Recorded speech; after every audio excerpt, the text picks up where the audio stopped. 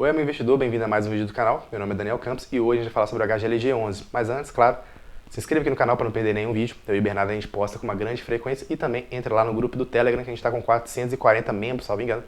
E quando a gente chegar nos 600, a gente vai distribuir a caneca do Vai Pelos Fundos. Né? A gente vai fazer um sorteio lá e vai sortear uma caneca do Vai Pelos Fundos para o pessoal que estiver lá no grupo do Telegram. Então, não deixe de entrar lá também. Inclusive, né, tem uma discussão muito bacana, tem um e-book gratuito de FIAGRO e o e-book gratuito de FINFRA também. Então, sem mais delongas, vamos pro vídeo. É interessante a gente olhar o preço, né? Claro que o preço é a última coisa que você olha, depois que você faz um estudo do fundo como um todo, né? Mas é interessante a gente olhar que quando a gente olha lá em 2019, esse gráfico ele tá assim, né, um pouco esquisito, é porque ele fez um desdobramento de 10 para 1, né? Então aí o gráfico vai ficar assim mesmo. Mas a gente vê que lá em 2019 ele chegou a custar R$219. Né? Então a gente vê que, em termos estruturais, de fundamentos, né, a gente vai ver né, o fundo, digamos assim, não perdeu os seus fundamentos e ainda assim o preço dele deu uma caída muito drástica. Né? Chegando aí,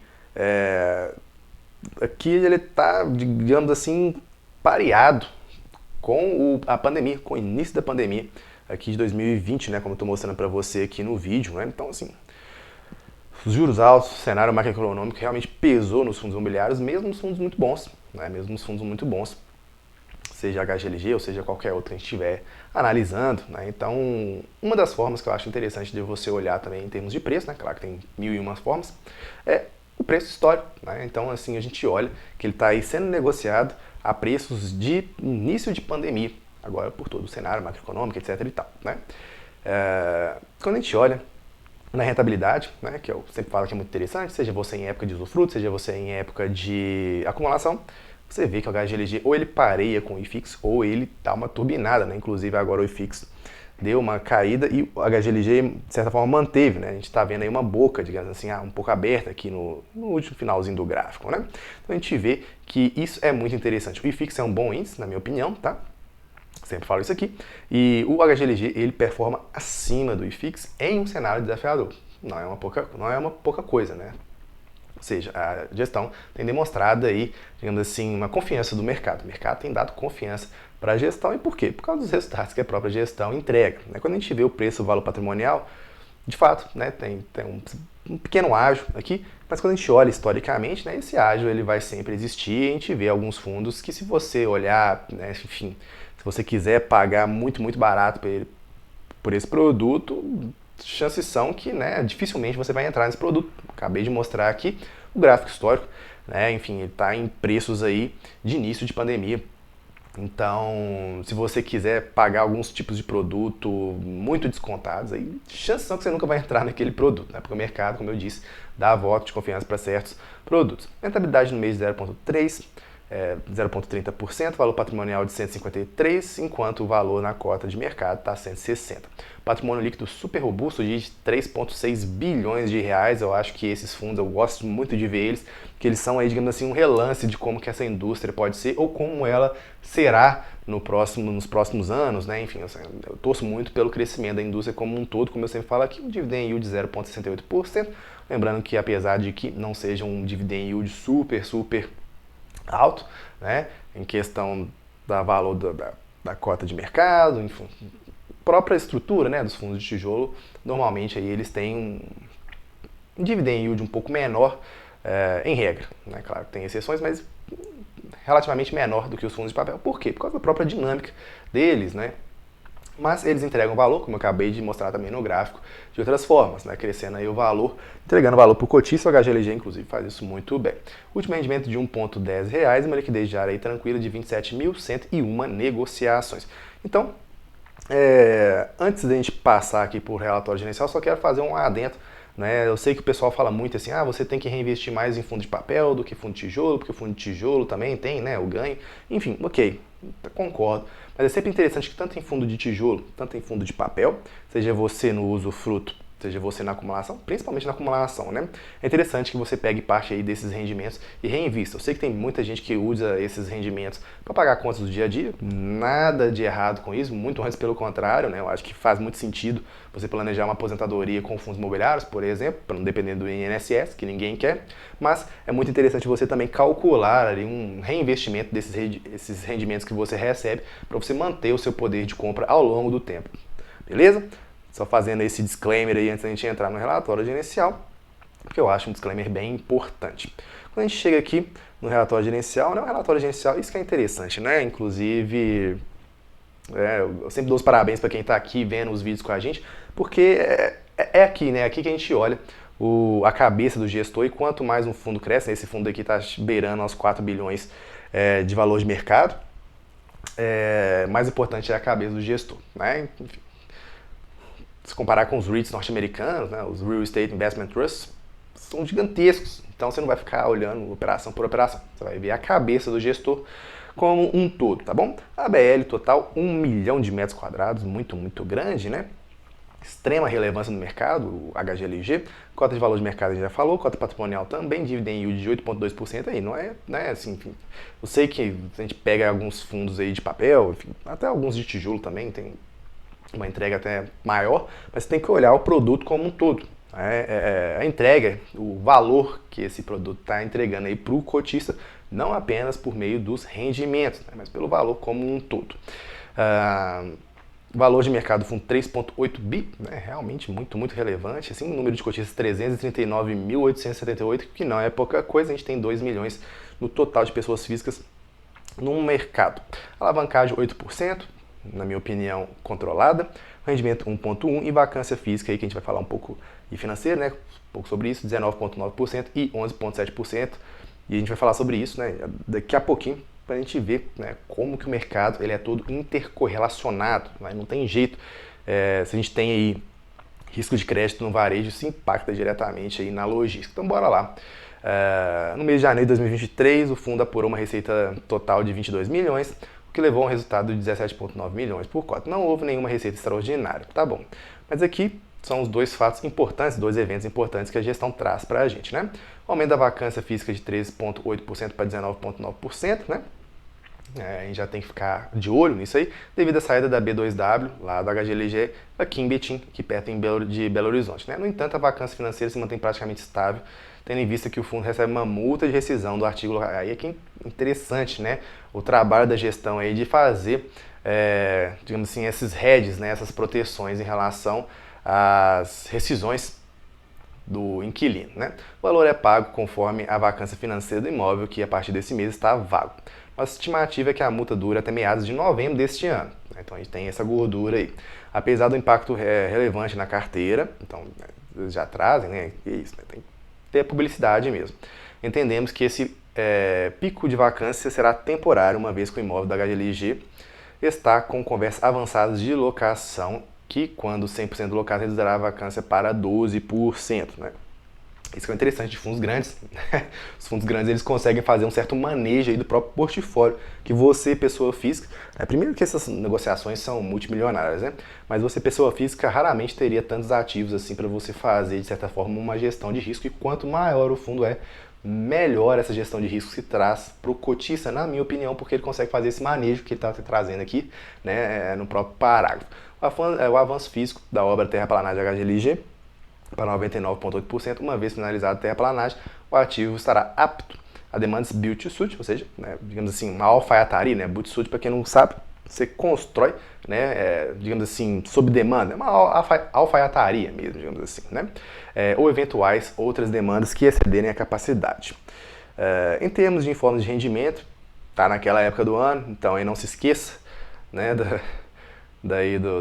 do fisco, né, da Receita Federal, que ele fala sobre a Assembleia Geral e também fala mais aqui, né, enfim, de forma importante aqui em relação ao comercial. Vamos lá. No mês de fevereiro tivemos um aumento da vacância física e da vacância financeira, motivados pela antecipação da devolução da HGLG Betim pelas lojas americanas, né, que a gente estava conversando, né, assim, tudo intercorrelacionado no mercado. Então, assim, eventos de crédito impactam diretamente dos fundos de logística.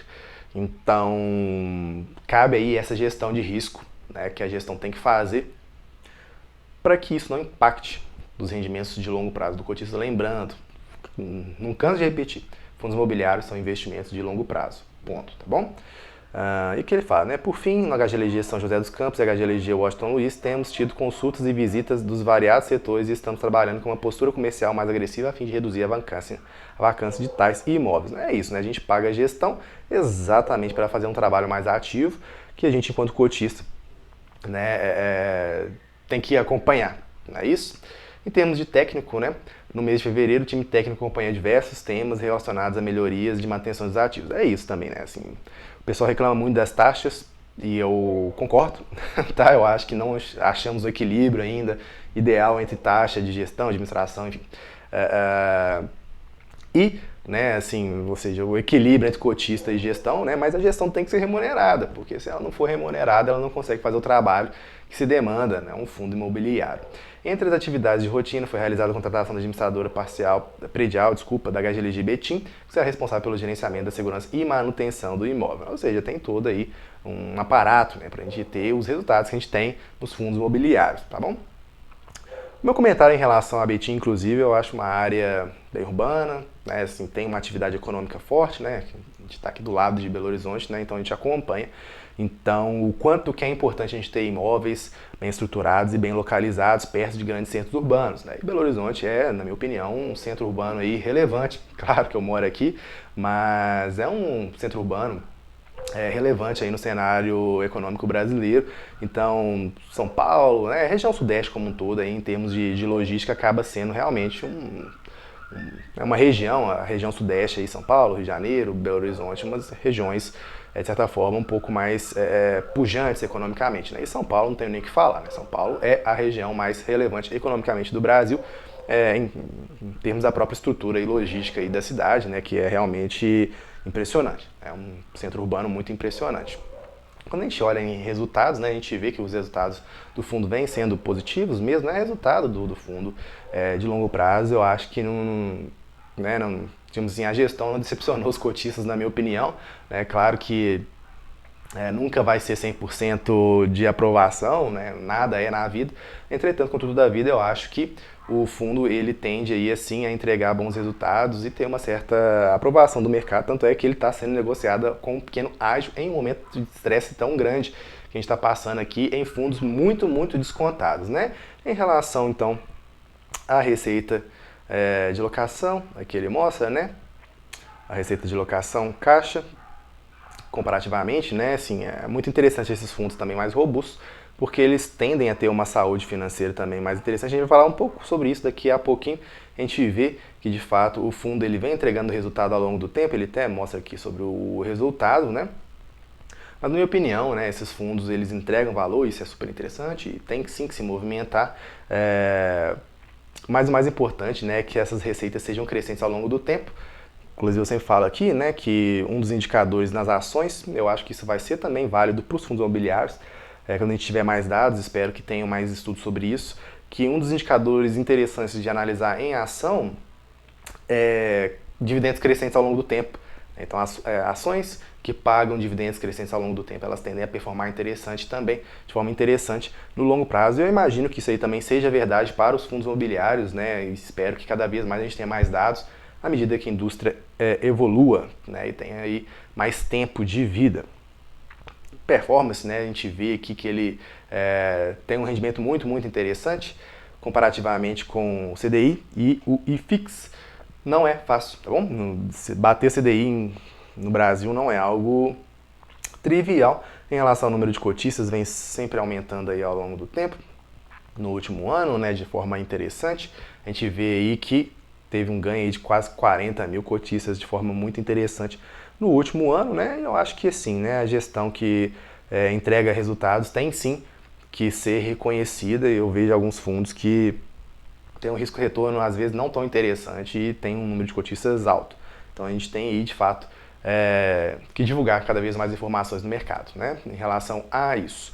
Em termos de aquisições e parcelas a receber, caso você queira entrar em cada um dos links, né, não vou fazer nesse vídeo, senão esse vídeo vai ficar gigante, mas é interessante a gente ver os valores comparativamente ao valor patrimonial do fundo, né? Então, assim, quanto maior o fundo, mais movimentação ele consegue fazer e, né, assim, a gente consegue aí ter uma certa, digamos assim, maleabilidade. A gestão consegue ter uma maleabilidade de operações no fundo, beleza? Em termos de ativos imobiliários, é aquilo que eu acabei de falar. Realmente a região sudeste, né, em termos logísticos, ela puxa, né, mais, né, assim, a região sudeste ela puxa mais esses investimentos. A gente vê que São Paulo aqui, deixa eu tentar aumentar um pouquinho mais aqui, né, ele puxa mais. É por quê? Porque é uma região realmente muito forte economicamente. Né? Agora a gente olha assim em termos de perspectiva de ótica. Quando a gente olha para os fiagros, essa região ela já vai mudando um pouco mais de perspectiva.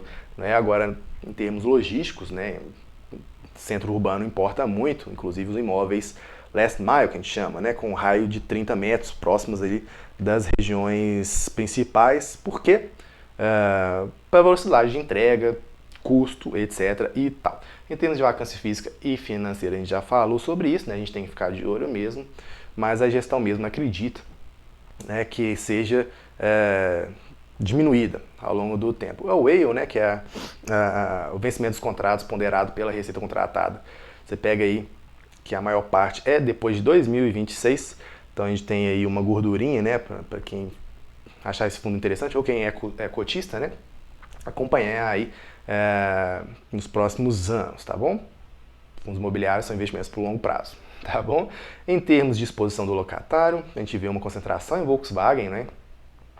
E Ambev também, então é algo que a gente tem que ficar atento a isso, né? Em termos de típico e atípico, eu gosto sempre que seja mais atípico, né? Contratos mais longos, com maior garantia, mas aí tem uma proporção, são imóveis bem localizados em regiões industriais ou urbanas, etc. e tal. Mas aí a gente vê uma proporção aí de 66% típico e 33% atípico. Eu gosto mais de puxar um pouco mais para atípico, né? Que eu acho que dá uma segurança um pouco maior para o cotista. Em termos de classificação dos ativos, a gente vê que tem um rating interessante aqui de AA ou AA. Né? Então, como eu disse, você tem que olhar os imóveis, claro. Né? Um fundo imobiliário de logística. Em termos de alavancagem, a gestão já faz essa... eu já acho que é uma alavancagem controlada, tá? Mas aí a gestão aí, ela traça um plano aí de, digamos assim, né, de diminuir essa alavancagem ao longo do tempo. É interessante que ela pega esse prazo aí de 10 anos, né? Porque é isso, são ativos de longo prazo, os ativos de renda variável. Outra coisa muito interessante desses fundos muito, muito grandes, né? Quando a gente pega aqui de amortização do saldo devedor dos CRIs, ou seja, né, das dívidas do fundo, a gente vê que os próprios 5%, né, enfim, pela lei, tem um payout, né, ou seja, tem um pagamento do caixa de 95%. Mas esses fundos são tão interessantes de ser grandes assim, né? Por quê? Porque eles conseguem ter uma saúde financeira pelo próprio 5% do resultado. E eles fazem essa linha aqui, né, que eles colocam aqui também 5% do resultado médio do fundo, né, eles colocam os CRIs aqui em cima e eles falam, né, a perspectiva de pagar, digamos assim, pela própria saúde financeira do fundo, né, porque o fundo é tão grande que os 5% ele consegue, de certa forma, né, auxiliar a gestão nesses pagamentos de amortização, como eles próprios escrevem aqui no parágrafo. No gráfico assim mostramos o eventual consumo de caixa anual necessário para fazer frente às amortizações. Destacamos em amarelo o valor correspondente a 5% do resultado médio do fundo nos últimos 12 meses, dado que seria o capital remanescente do fundo e não estaria obrigado a distribuir aos cotistas. Né? Então, enfim, torcemos aí que a indústria continue crescendo. Aqui ele coloca os principais eventos, a gente já falou um pouco sobre eles e depois eles falam aqui das obras de desenvolvimento, caso você tenha interesse, né, de acompanhar um pouco mais a fundo, olhar aqui, né, você pode olhar, etc. e tal, mas como eu disse, né, o importante é você acompanhar a cabeça de gestão como um todo, beleza? Acho que é um fundo interessante, é um fundo que a gente tem que olhar sempre aí bons produtos, com bons preços, né, não apenas esse fundo, né, mas em qualquer outro produto, e é sempre ficar atenção, né, com essa questão do preço, né, realmente ela é muito, muito, muito importante, ponto, né, mas também alguns ativos, não apenas esse, se você for olhar, pagar com grande desconto aí, talvez você nunca entre no ativo. Então é uma reflexão que você tem que fazer, beleza? Espero que tenha gostado. Se gostou, já deixa seu like no vídeo e até a próxima. Abraço!